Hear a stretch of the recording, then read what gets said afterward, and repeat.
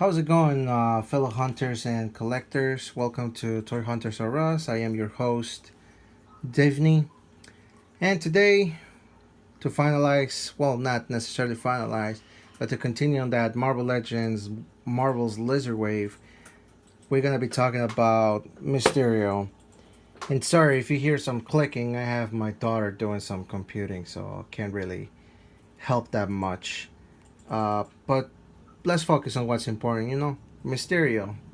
So there's been a lot of people, well, not really a lot of people, but there being like three incarnations of Mysterio. But to most, he's well known as Quentin Beck. This character Mysterio, he's pretty old. If I'm not mistaken, he's from 1964. Yeah, 1964 Amazing Spider-Man. That's how old this guy is. A creation by Stan Lee. A lot of people remember him from the comics. I mostly remember him from the 1990s Spider-Man series. And overall, he's pretty cool. He's the master of illusions. Uh, how could I forget our arch nemesis, the AC unit? Welcome, AC. uh, he's pretty much being a C-lister, always planning schemes against Spider-Man, always ends up being arrested. But I think the thing that makes him the most important character was on Old Man Logan, where he actually tricked Wolverine into killing the X-Men. Sorry, spoiler alert. But yeah, pretty much he convinced the Adamantium Claw X-Men into killing everybody on the X-Men. So to me, that says that this guy, when needed to be or well organized, he can actually cause some real damage. With that said, let me show you the deck on the sides. As always, the custom work for the people, some artists do for Hasbro. Spider-Man logo over there. I don't think I ever show the top of the box. I usually show the bottom. This guy was quite a pain to acquire. I'm pretty sure a lot of you guys never seen this guy out in the wild. I personally haven't. The only way I was able to acquire this was through doing a trade with a fellow hunter, and thanks to him, I finally got him. And well, let's crack this guy open. Okay, so that took a little bit of time, but here it is, Mysterio. And right from the beginning, I can say that this figure is pretty amazing. I know there was a green hat variant, but this is Mysterio. For all we know, that was probably just an illusion. Because if I could hardly see this guy right here in front of me. I still can't believe it. What can guarantee me that there is an actual green hat variant out there? You know what I mean? It's probably just that, an illusion. See what I did there? An illusion. And first of all, I want to point out that they finally gave us some new effects. So the cape is kind of heavy, so it's hard for him to stand still. I really like this new smoke effects. They can give us right here the little detail for the snake, and then the smoke with the twirl right there, here too. These are pretty cool. And then this one, it's got that octopus tentacle right there, twirling around.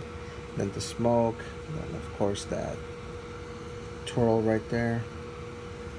It's pretty cool. The cape,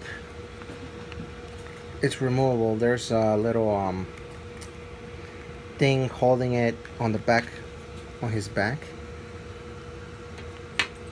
It's removable. It's got this thing to attach on Mysterio's back. And if you notice, the cape, it's got details. Really nice detail. Really appreciate that. On the back is flat. There's nothing pretty much going on there. It's pretty cool. And then for the head, it's this.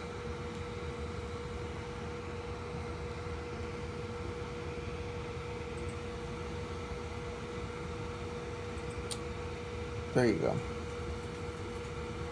I really love H.P. Lovecraft's work, so to see this to me is very Lovecraftian.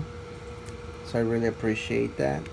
I know some people out there have done like customs for the head where even though it's white, it glows in the dark. So that's pretty cool. But you know, I barely managed to get this guy. So beggars can be choosers, right? But yeah, it's pretty cool. Cool looking skull. Uh, okay, taking off the helmet. That head can look up, can look down. I mean, he doesn't need to. He usually never needs to, right? The arms, you know, full 360, double jointed elbows. You can see right there.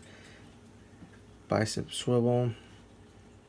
There's no rotation on the forearm, but the hands rotate, movement up and down, as so.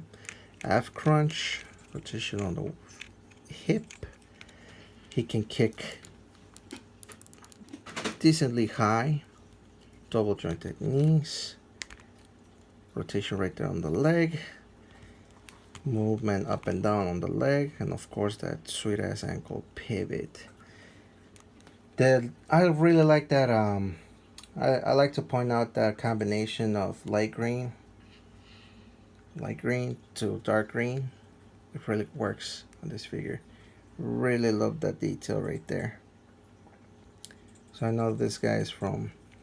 It's definitely from the comics, because the TV version looked way different than this, but still, pretty amazing figure nonetheless. Oops, sorry. Let's put this guy back together. So aesthetically, this guy, it's awesome. No complaints here. There was no paint splashing or anything like that for that matter. So I'm glad my figure is clean. I know that recently there was a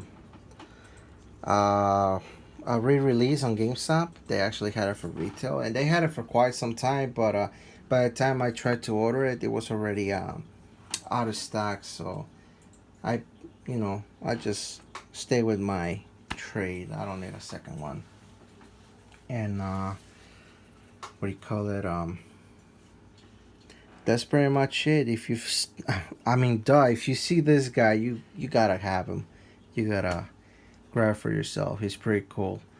I wish he would have come with more effects made for his arms, something like that. That would have been cool too. But Hasbro probably 2 effects per figure, so that's it. I know he came also with the left leg for Lizard, which pretty much that finalizes the entire Lizard wave. So on the next video, I'm gonna put together the Lizard wave. The Lizard bath, the build a figure. So please stay tuned for the next video. I really appreciate it if you stayed for as long as you could, watching these videos. I really appreciate it if you show me your support. Give it a like to the video. Subscribe if you're new. Any comment or any criticism is welcome. Help me improve the channel. So with that said, thank you for your time. Talk to you guys later. Divney out.